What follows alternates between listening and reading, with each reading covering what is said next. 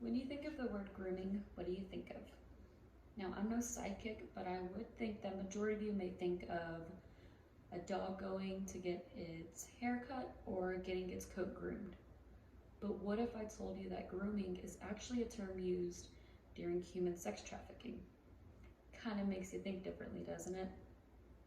My purpose is to inform you about the awareness and the signs of human sex trafficking.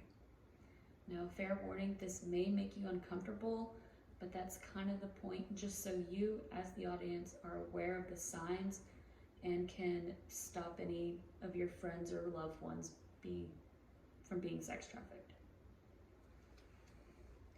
Now, what is grooming? According to Michelle Peterson, who is the executive director of the Fight to End Exploitation.com, it is the preparatory process in which a predator gradually gains a person's trust with the intent to exploit them. Now, according to mychildsafety.org, there are 6 steps to the grooming process. Yes, 6 steps. The first one we have is targeting the victim. Now, targeting the victim can go anywhere from social media or just by actually stalking the potential victim. Step 2 is gaining the victim's trust. Now, the offender is usually kind of well known. They'll be known as friendly and kind of easy to go to. With that being said, the victim's offender will go up to them, usually through social media, as a friendly person. Step 3 is filling the victim's needs. They fill the victim's needs by giving them small gifts or presents, just so they feel special to them rather than their friends or family make them feel. Step 4 is isolation. Now, this is where it all goes downhill. Usually the offender will take the victim, usually just so they can have alone time, so they can isolate themselves from their friends or family. Stage 5 is sexualizing the relationship. Even if the victim is not ready for any kind of sexual encounters, they will force it or do anything to make it to where they both undress at the same time, such as going for a swim. Stage 6 is maintaining control.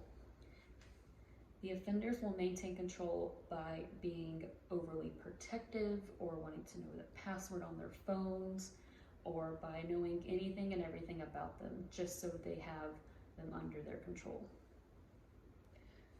Now, after the grooming process, there's actually more to it. There's the manipulation. Now, according to the Nova Scotia Crime Stoppers, the offenders will more likely manipulate you in this way.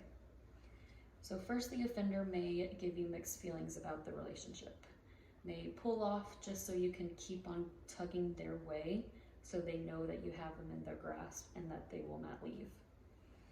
The offender will also ask the victim to perform sexual acts and make their victim be kind of uncontrolled in the situation. And so if they end up having sex, which more than likely they will usually unintentionally reward them by giving them gifts or going shopping, just so the victim knows that sex has a reward afterwards.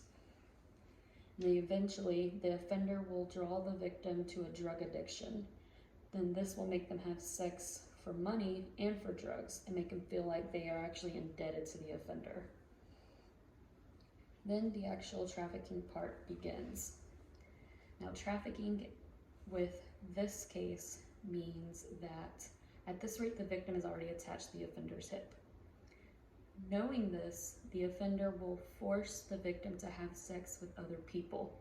If they refuse, they are usually either beaten or have their family and friends threatened to where they have no other choice. Just because someone is a sex trafficking victim does not make them a criminal. If there's one thing I really want the audience to learn, is that you need to be alert, be cautious, and make sure that you are never letting your guard down. Thank you.